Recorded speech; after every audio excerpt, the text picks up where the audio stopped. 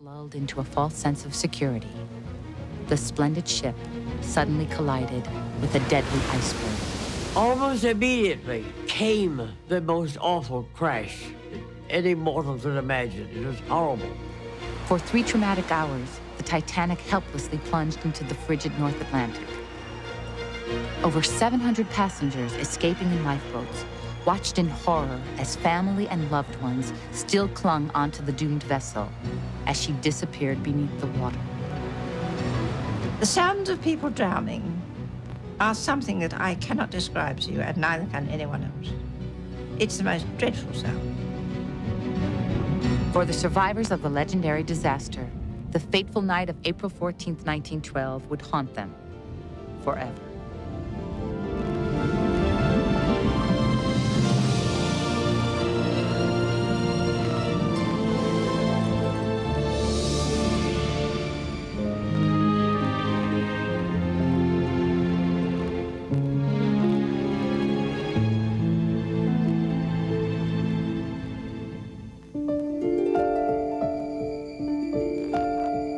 She was called a floating palace, a ship of dreams.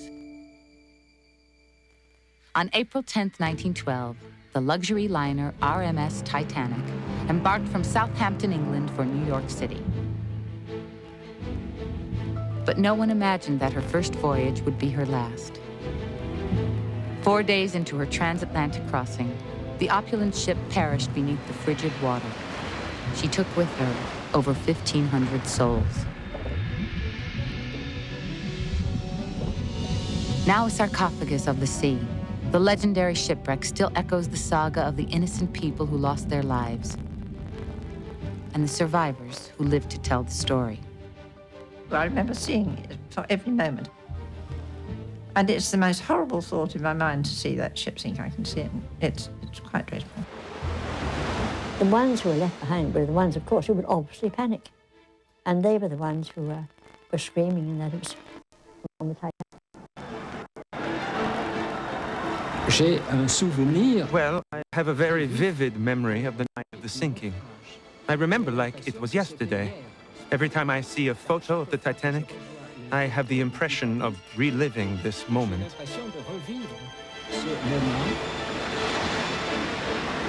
I will never forget the noise that Titanic made when it sank. Human beings screaming to get away from it. But they couldn't do it, too late.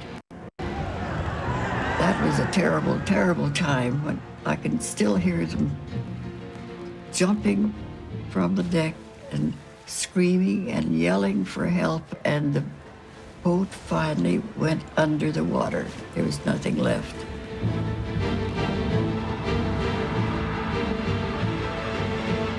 The Titanic disaster marked the end of an era. In one dramatic moment, nature shattered man's technological achievement. People began to question their belief and faith in the modern age. To say that the ship was unsinkable, which indeed was what was claimed, to say a ship was unsinkable was flying in the face of God. Americans at the beginning of the 20th century gauged progress in terms of technology. And if there's one emblem of the progress of technology, it is the Titanic, the largest moving object ever made by human beings to that point. The RMS Titanic was built to be the superior liner of her time, the last word in luxury for passengers crossing the Atlantic. The driving force behind her extravagant construction was J. Bruce Ismay, the managing director of the British shipping company called the White Star Line. In the bustling Harland and Wolff shipyard in Belfast, Ireland, thousands of laborers built what was to be Bruce Ismay's ship of dreams. The Titanic was a skyscraper of a vessel. She spanned 4 city blocks, stood 11 stories high, and was stacked with 9 steel decks. Costing over $7 million, she was the largest man-made wonder of her time. She was divided up into 16 watertight compartments, and it was to take 48 lifeboats altogether. But I guess the White Star Line just figured that since the Titanic probably was unsinkable, they would never need those extra lifeboats. And so they decided to go with what the Board of Trade had set down, which was any ship over 10,000 tons would carry 16 lifeboats. The Titanic's 16 lifeboats, plus 4 collapsible boats, could hold less than half of the ship's 2,222 passengers and crew. But safety wasn't a concern for what was designed to be an unsinkable ship.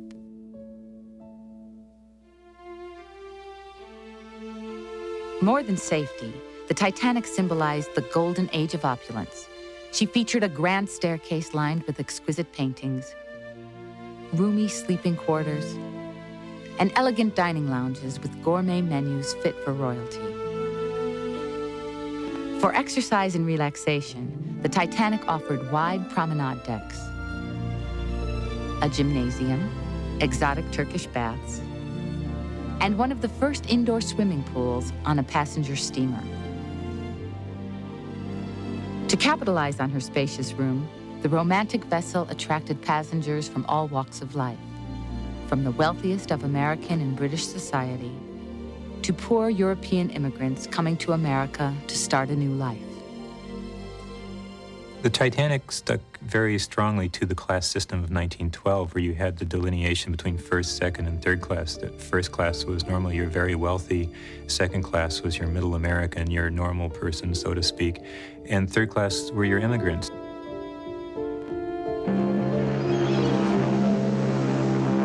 On April 10th, 1912, in Southampton, England, both rich and poor boarded the luxury liner for her maiden voyage to New York. Family and friends waved bon voyage to Titanic's passengers, never dreaming they wouldn't see most of them again.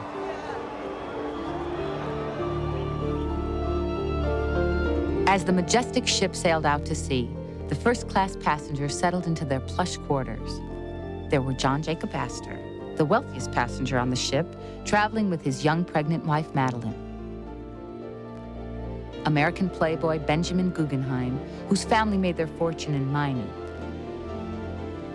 Also aboard were Ida and Isidore Straus, who founded Macy's department store. And the tough-minded Colorado millionairess, Margaret Brown, who preferred being called Molly.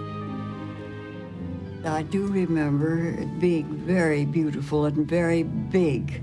My father was not along with us because he was in India. He had just worked for 6 years when my little brother became very sick.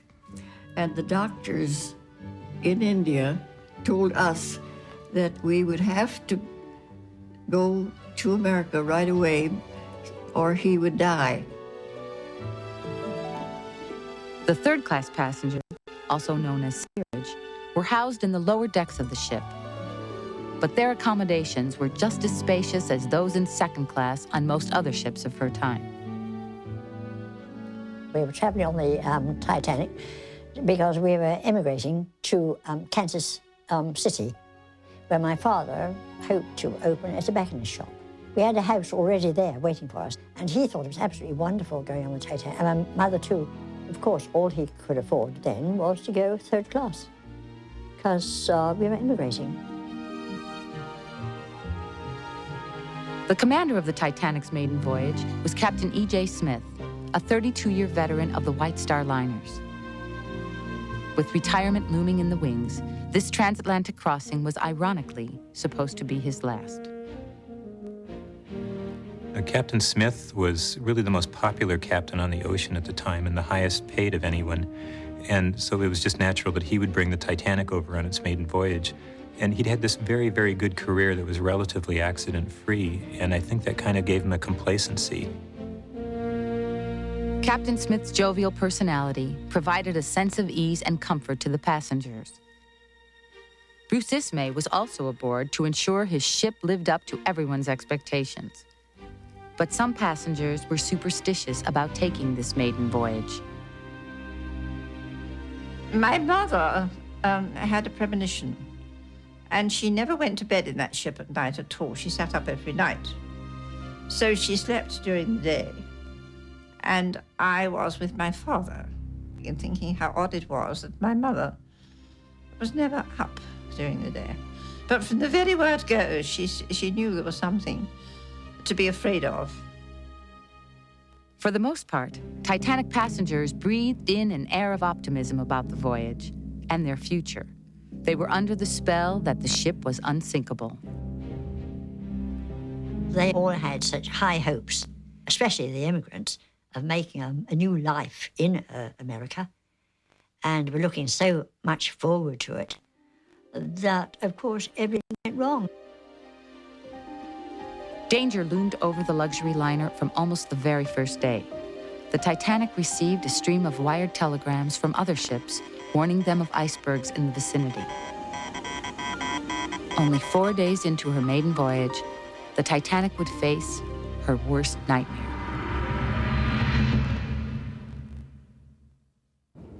On that fateful Sunday of April 14th, the sky was clear and the ocean was as smooth as glass. Titanic passengers enjoyed the day strolling the wide decks or taking in a game of shuffleboard. They wouldn't have thought there would be any danger because the Titanic was supposed to be unsinkable. And such a beautiful ship, they wouldn't even think of danger.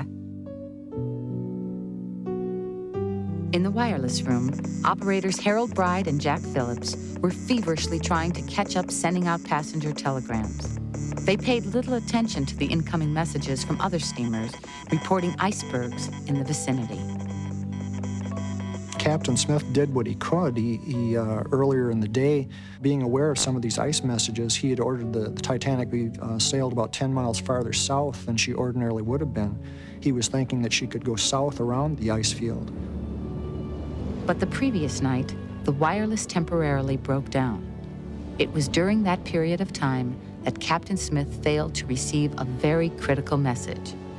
The Titanic was steaming towards a massive ice field. At 9:20 p.m., Captain Smith left the bridge. He had instructed his officers to notify him of any danger. Most of the passengers had also retired to their cabins. Shortly before 11:40 p.m., the Crow's Nest lookout, Frederick Fleet, spotted a black object up ahead. The iceberg itself, of course, was difficult to see because there was no moon, no waves to wash upon it. And Fred kept peering into the darkness with his partner, Reginald Lee. And he said it looked like a bump on the horizon, a black bump, more or less. Frederick Fleet rang the Crow's Nest bell and phoned down to the officers stationed on the bridge. Iceberg, right ahead. Full speed astern. Hard a starboard. First Officer William Murdoch ordered to turn the ship and put the engines in reverse. But it was too late. At 11:40 p.m., the Titanic let out a crunching, thunderous roar as a deadly iceberg scraped along her starboard side.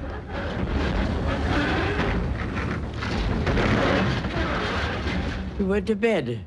In an hour and a half came the most awful crash that any mortal could imagine. It was horrible.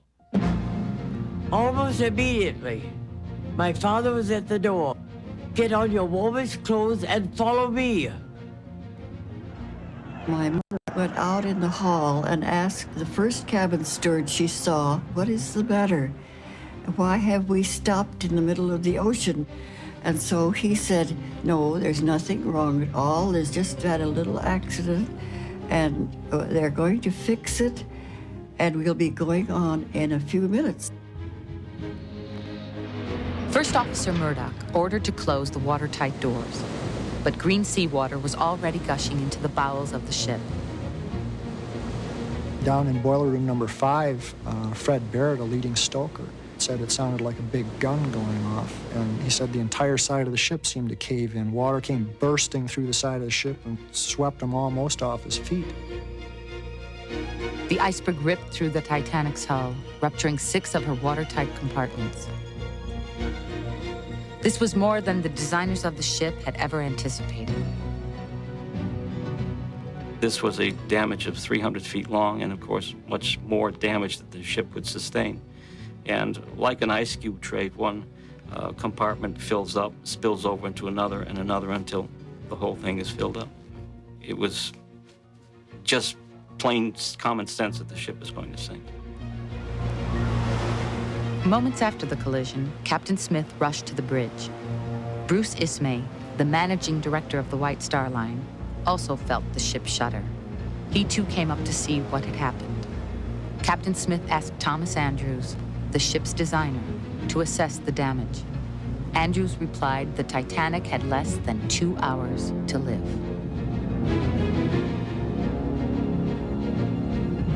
Captain Smith was faced with a seaman's worst nightmare.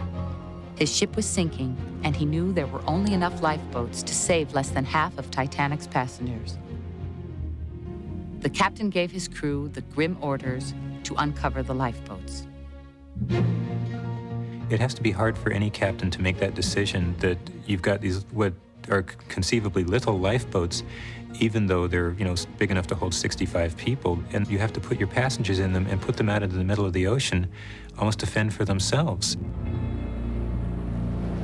Word of the disaster spread slowly across the ship.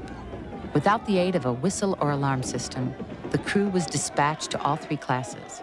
They pounded on cabin doors, waking passengers and ordering them up to the deck with their life belts on.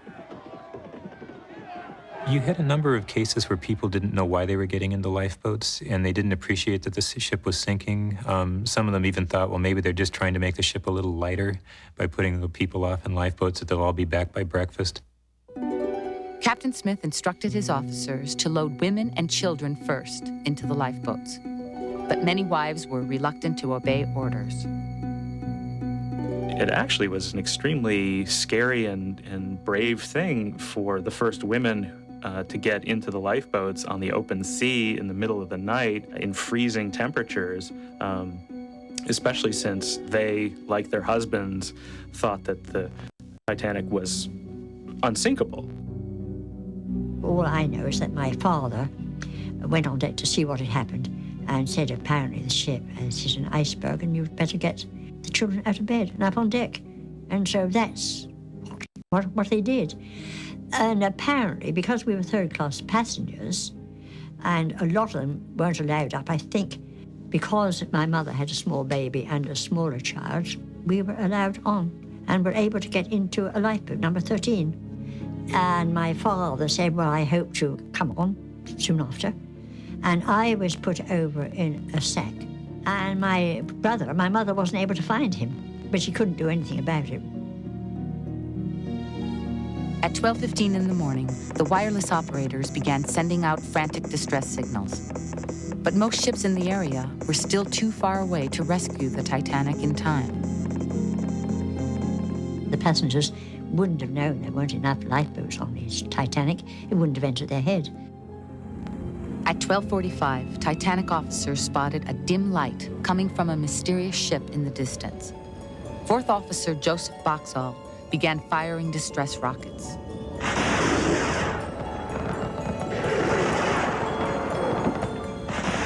Was the dim light in the distance coming from the steamship Californian? That night, she was approximately 19 miles away from the Titanic. Aboard the Californian, the crew observed the rockets. Unaware that the ship was the Titanic, they signaled back with a Morse lamp. But the Titanic didn't respond. So Captain Stanley Lord, commander of the Californian, assumed the ship was not in any danger. The Titanic continued to shower the sky with rockets. But the mysterious light in the distance, whether it was from the Californian or another vessel out at sea, eventually disappeared. And with it went the passengers' last glimmer of hope. My father said, now stand right by this lifeboat and don't let anyone move you. My father put my mother and I in and made absolutely no attempt to get in himself.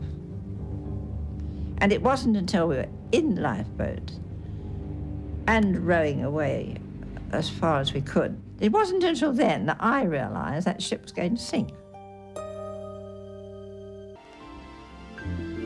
The Titanic's orchestra brought their instruments on deck and began performing ragtime tunes to lull the panicked passengers loading into the lifeboats.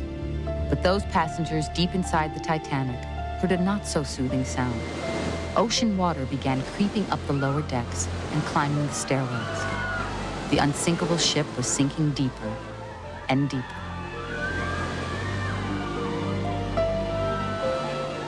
There were passengers in each class who did remain asleep. There was one lady in third class, a Finnish lady, who said afterwards her husband went out on deck to find out what happened, and he never came back. And she went back to sleep, and she finally woke up, and the room was really tilting at a serious angle, and she worked her way up to the boat deck and got into a boat and got away, and she never saw him again. One of the problems that the third class had, first of all, was the language problem. When stewards would go down and knock on the doors of all the immigrants, people really didn't quite understand what was going on, coupled with the fact that the passageways up to where the lifeboats were not convenient.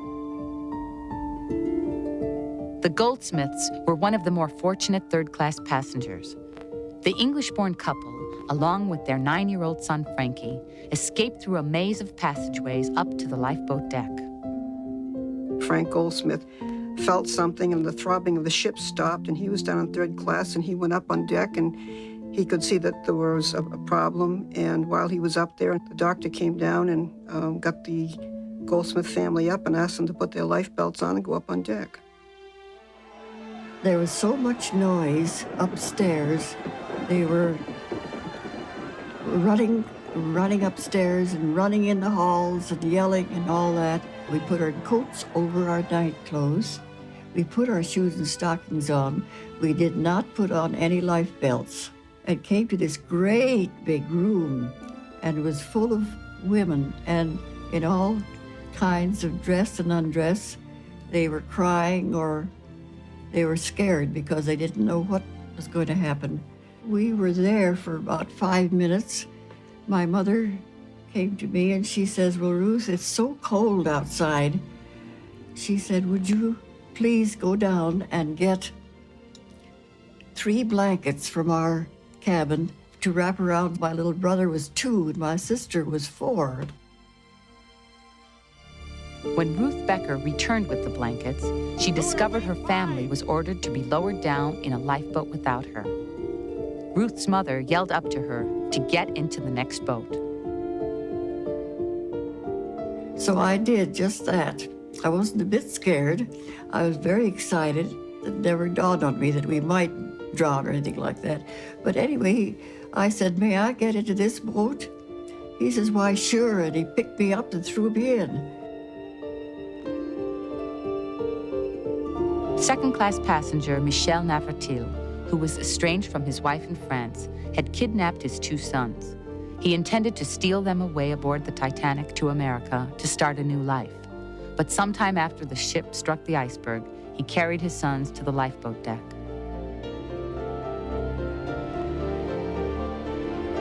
J'ai eu une impression d'angoisse. I had such a feeling of anxiety, probably because I was separated from my mother and was with my father and my brother. I could not understand that the Titanic was going to sink. My father put me in a lifeboat. I remember the moment when the lifeboat was lowered, and the noise in the water, and the splashes in the water. Du bruit qu'il a fait dans l'eau, du gouffre qu'il a fait dans l'eau.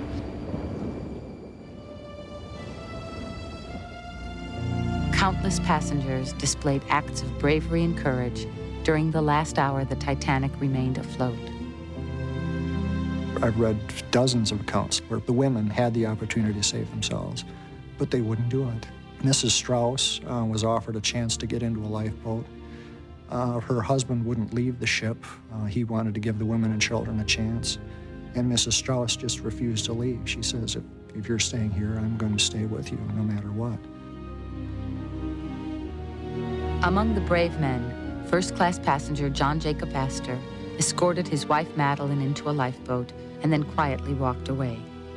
American millionaire Benjamin Guggenheim and his valet eventually took off their life belts and changed into their finest evening attire.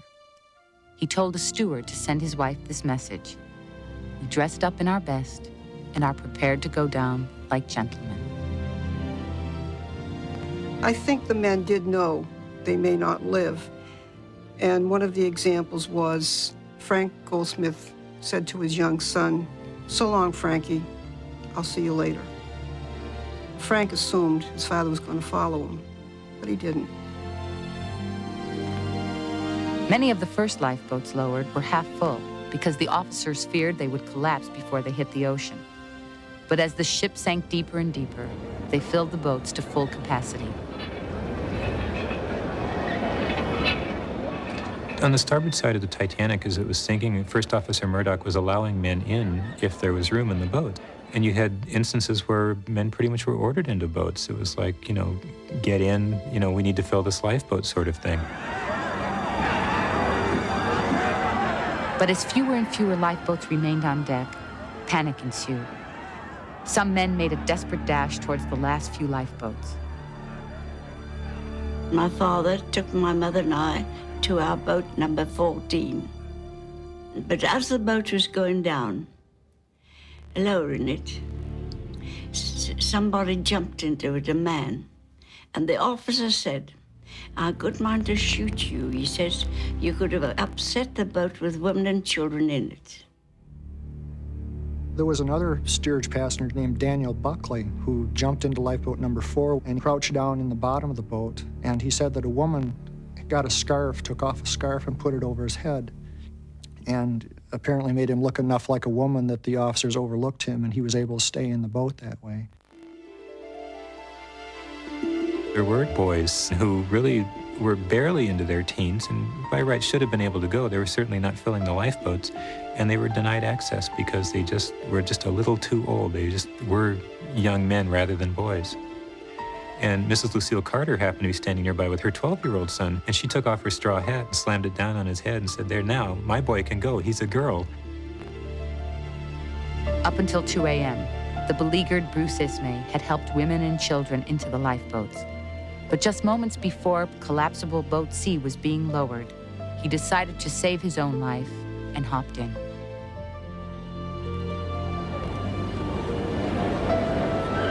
Shortly after 2 a.m., the last collapsible boat was lowered down to the icy water. Some passengers rowing away thought they heard the orchestra play the gentle hymn, "Nearer, My God, to Thee." But the soothing music soon stopped when the ship's stern began to rise up from the water like a giant beast.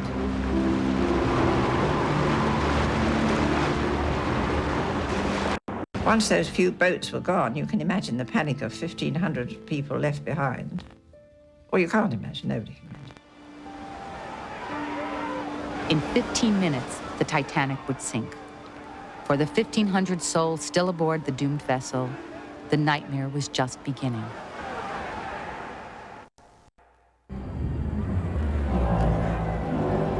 At 10 minutes past 2 a.m., the Titanic's stern continued to rise up from the water. The ship was ready to plunge at any moment. A weary Captain Smith entered the wireless room to release the operators from their duty. He told them it was every man for himself. The last 15 minutes, the ship really began to sink. People said they could feel the ship sinking beneath their feet. The stern began to rise up out of the water. There was just an incredible amount of noise coming from within inside of it.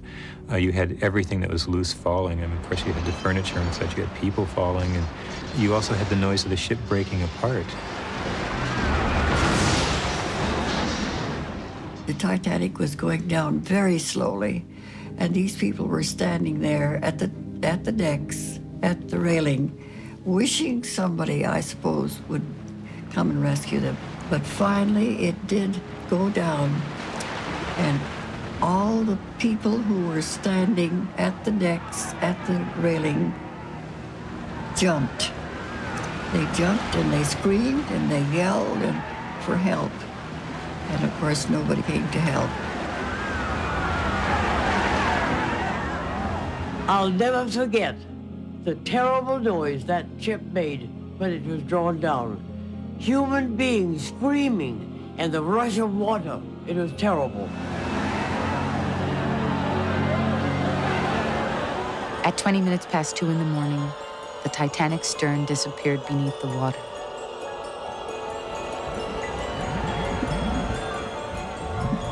For a moment, there was a chilling silence. Then the sound of desperate voices echoed above the ocean's surface.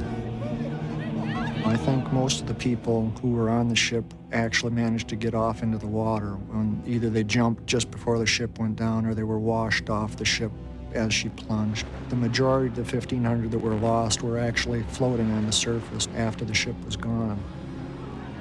We rowed away just as fast as we could because these people were screaming and yelling, and they wanted to get into our boat. We had about 65 or 70 in our boat. We couldn't take any more. Most passengers in the lifeboats were unwilling to go back to save those hopelessly swimming in the below freezing water. But in lifeboat number 14, 5th Officer Harold Lowe rescued 3 near-dead souls. Officer Lowe would row towards a cry in the distance that they would hear, but before they would reach the person, the cry would stop, and they had no way to know where the person was, and they would hear another cry off in another direction. The sounds of people drowning are something that I cannot describe to you, and neither can anyone else. It's the most dreadful sound, and there's a terrible silence that follows it. When the ship was no longer there and the lights had all gone and dark night was round us, I remember thinking that everything in the world was standing still. 45 minutes after the Titanic had vanished, the moans, shrieks, and cries for help stopped. A haunting silence filled the frigid air. They were probably too frightened to sort of speak or do anything. They were wondering what on earth was going to happen next. The people in the lifeboats on the Titanic were there for some hours before they were picked up. And it was so bitterly cold. In most of the lifeboats, a crew member or a male passenger was in charge. But in lifeboat number 6, Colorado millionairess Molly Brown took over the tiller. As they said back in Colorado, Molly Brown had a heart as big as a ham. She really was a wonderful woman, I think, in her own right, even if she was somewhat eccentric. Once they got away from the ship, they had this quartermaster at the tiller who just didn't want to do this and didn't want to do that, and he was hogging all the blankets, she claimed, and so she finally got the women to row. She sort of organized them, and eventually Molly Brown took charge of the lifeboat. I considered it sort of bravery on their part that you had people like Mrs. Astor and Mrs. Thayer and some of the more prominent millionairesses, grabbing an oar, but really it was necessity. We rowed and rowed and rowed from 1 o'clock to 4:30 in the morning. And in the distance, way in the distance, finally, we saw this great big light. And then we saw rockets going up. We just yelled, screamed, we were so happy. So we rowed and rowed and rowed to this light. And it was the Carpathia. The ocean liner Carpathia, under the command of Captain Arthur Rostrom, had been steaming towards the Titanic ever since she received her distress signals the night before. At 4 o'clock on Monday morning, the Carpathia rescued Titanic's 705 surviving passengers. As we went on the Carpathia, one of the passengers from the Titanic was waiting there with my brother, and my mother, of course, saw my brother. And so then was, of course, very, very relieved. We had blankets piled to the ceiling, and food, brandy and hot coffee. And a lady came up to me, and she says, "Is your name Ruth Becker?" And I said, "Yes, it is." And she said, "Well, your mother has been looking every place for you." So I was reunited with my mother and my brother and my sister, and they were all right. Once all the survivors were safely aboard, the Carpathia steamed back to the scene of the disaster one last time to see if any passengers were still alive in the water. The crew saw only one floating body. When the Carpathia saved us, the women were all standing at the rail watching for their husbands to come in later boats, and they never came. The Carpathia, now a ship of widows, reversed her course and headed for New York City. For the Titanic's surviving passengers, the drama was far from over.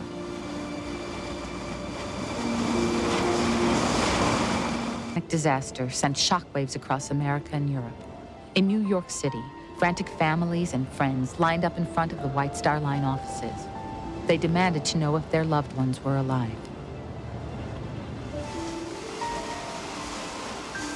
On April 18th, the nation's questions were answered. The Carpathia sailed into New York's harbor. Over 40,000 people lined the battery in Lower Manhattan to get a glimpse of the survivors. People came out to watch the Carpathia arrive, and a lot of them had been chartered by newspapers, and they had all these reporters on board, and they were just screaming questions up to the Carpathia. And, they'd see somebody out on deck, and they'd start screaming at them, "Are you a survivor? What happened? What happened? Jump overboard. We'll catch you." Nobody was allowed to get off the ship unless they had friends, good friends, or relatives in New York meeting them there. My father was in India, and a very good friend of ours cabled my father and said, "All Beckers saved." Well, my father didn't know what we were saved from, but he figured we were saved from a train wreck. The homecoming was bittersweet for most of the survivors. Some had lost their entire family at sea. The return was particularly devastating for third-class women, many of whom were immigrants in a strange land, penniless and without their husbands. Milvina Dean's family eventually returned to England. We had lost everything. We did have relations in Kansas City, but we had lost absolutely everything. We had no money, we had no clothes, we had nothing at all, that my mother thought it much better to come on home.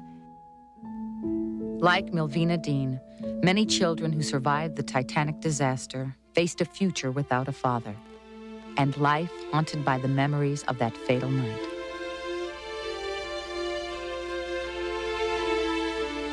Lolo and Momon Navratil became known as the orphans of the Titanic.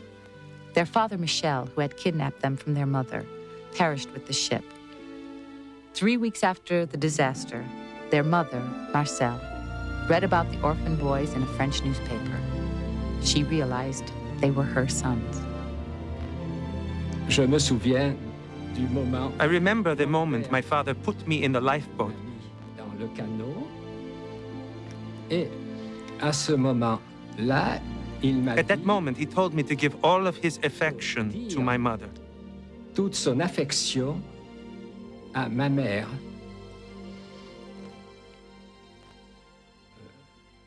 C'est ce que That is what I relayed to her later, when I was reunited with her.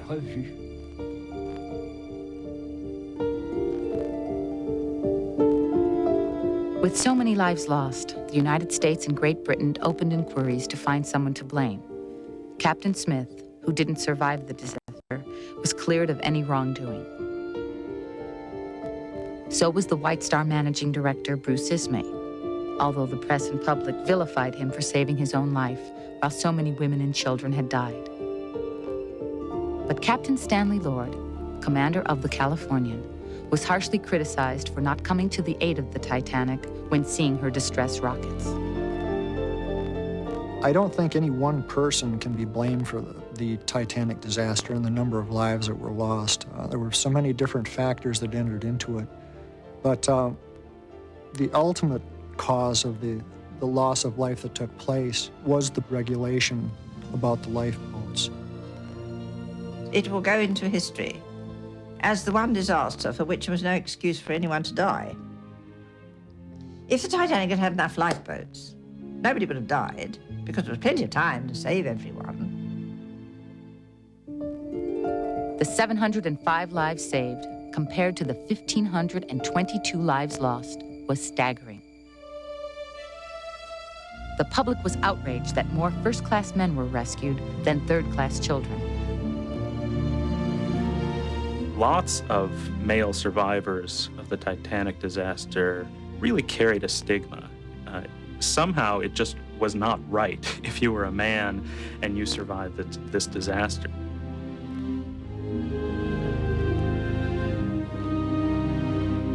Funeral services and eulogies for those perished at sea spread across 2 continents. And so too did the myths and legends about the once luxurious ocean liner. How could she disappear beneath the sea forever?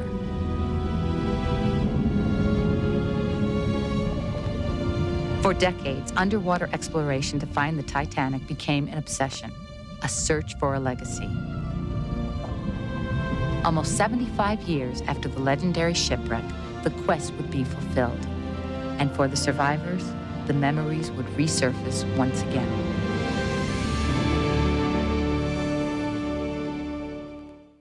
In 1985, a team of scientists led by American oceanographer Dr. Robert Ballard finally discovered the hauntingly beautiful ship that had vanished 74 years earlier. The expedition to the Titanic finally solved the mystery as to what really happened to the once majestic ship. Scientists now know that minutes before she sank, the Titanic split in two. The bow plunged quickly. The stern remained afloat for a few moments before disappearing beneath the water. Both sections sank to the ocean floor and landed 1/3 of a mile apart from each other. We heard of the terrible trauma that the Titanic received and that the people who were on the stern of the Titanic had the worst end of it because she imploded.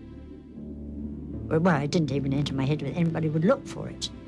And so complete amazement and not horror exactly, but I wasn't really awfully pleased, I must admit, because I thought that my father was still on there. Since her discovery, scientists have salvaged artifacts and personal belongings from the debris field located between the Titanic's bow and stern. There have even been attempts to raise part of the Titanic's hull. I hope severely that they will never attempt to raise part of it, but I have an enormous admiration for the scientific skill in finding it. It astounded me with wonderment.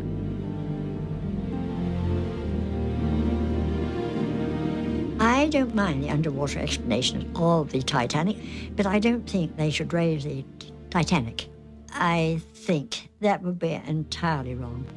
I think it should stay where it is, at the bottom of the sea, as a grave.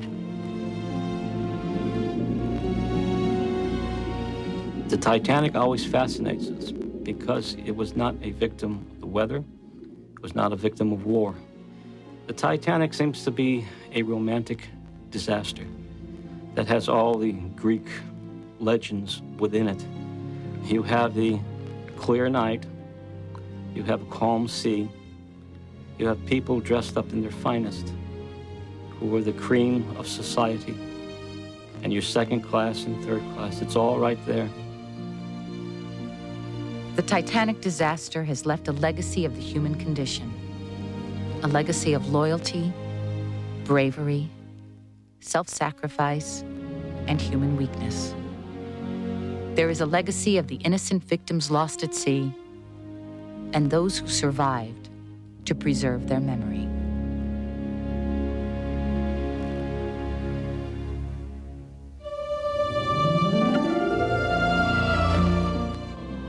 Coming up next on 7, Clint Eastwood and Jeff Bridges star in our Friday night movie, Thunderbolt and Lightfoot.